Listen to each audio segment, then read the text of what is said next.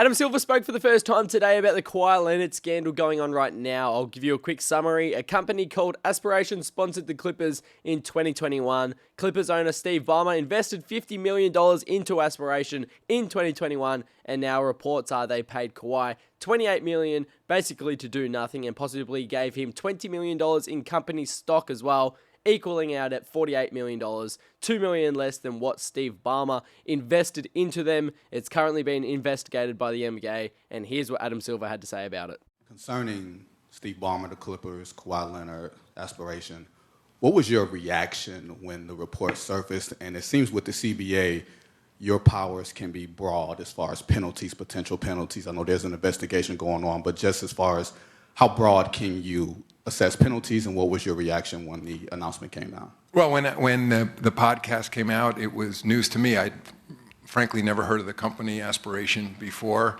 and I'd never heard a whiff of anything around an endorsement deal with Kawhi or anything around engagement with the Los Angeles Clippers. So it was all new to me.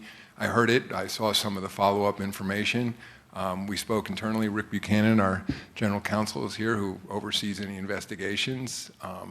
Rick had a conversation with Steve Ballmer, and we quickly concluded this was something that rose to the level that necessitates an investigation. In fact, one that's done outside of our office, and Wachtell Lipton, New York law firm that we've used in the past for for investigations like this, is overseeing it. And again, I would also say I've been around the league long enough in different permutations of allegations and accusations that I'm a big believer in due process and fairness, and you need to now let the investigation run its course.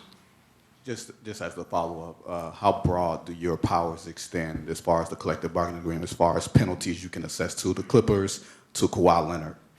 My powers are very broad, the full range of financial penalties, draft picks, suspensions, etc. I have very broad powers in these situations. We'll go right next to Vince. Howard? Howard back from The Ringer. Hey, Howard. We've all obviously been diving into the CBA, and we're all trying to parse it and figure it out for ourselves. So if you could just, I wonder if you can clarify a couple of things with regard to cap circumvention. Is the burden of proof on the league to prove that it happened, whatever proving it happened might mean, or is it on the team to prove that it did not happen? And then related to that, if I could just tack it on, there is the reference to circumstantial evidence within that clause. Does the NBA need hard evidence of some sort, a text, an email, a memo, or is the mere appearance of impropriety enough for the league to act? Number one, the burden is on the league. If we're going to discipline a team, an owner, a player, or any of the constituent members of the league, I think, as with any process that requires a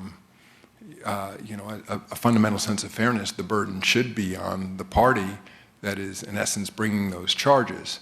And then in terms of your specific question about circumstantial evidence, I was only quasi-joking with someone earlier that, when people talk about a smoking gun, that's obviously circumstantial. It means the gun is still smoking. It must have recently fired. I'd say in the case of the league, we and our investigators look at the totality of the evidence.